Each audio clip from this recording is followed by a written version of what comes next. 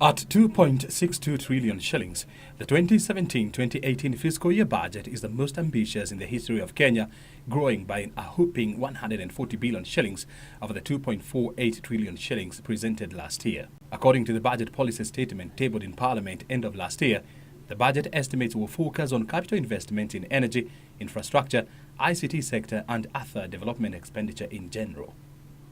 The national government's development as a percentage of total budget is projected at 36.8% in 2017-2018, and it is expected to jump to 37.3% in the following financial year. However, as ambitious as it sounds, financing it is the elephant in the room. Revenue collection, including appropriation in aid, is projected to be 1.7 trillion shillings, up from 1.5 trillion shillings in the current financial year. The higher collection will be underpinned by ongoing reforms in tax policy and revenue administration. Ordinary revenue is projected at 1.6 trillion shillings, up 18.7% from the projected 1.36 trillion shillings in the current financial year. However, this target is expected to come under pressure if the current collections figure are to be followed.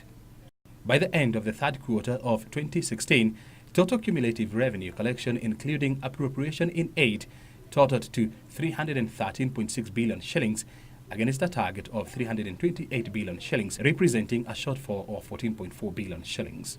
Going forward, Mr. Speaker, we remain committed to bringing the fiscal deficit down gradually to below 4% of GDP in the medium term.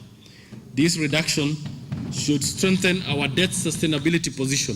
Fiscal deficit, excluding grants, is projected at 582 billion shillings, equivalent to 7% of GDP.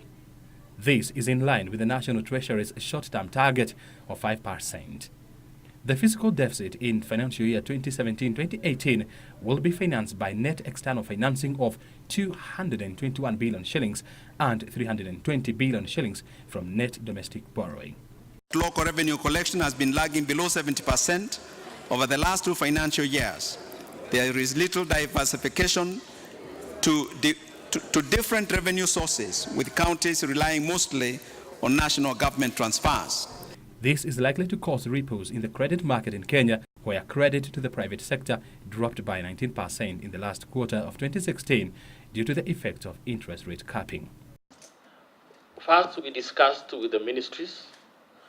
We had meetings at the Treasury, and also, of course, I had to take it to cabinet to be approved. So all those processes, there was awareness by both the accounting officer and the cabinet secretary responsible for that ministry, because they were in the cabinet discussion. Other alternative budget financing sources include the Islamic financing instrument, the samurai market and diaspora bonds. All eyes now are on Cabinet Secretary in charge of National Treasury Henry Rotich to see how he's going to handle this tough balancing act.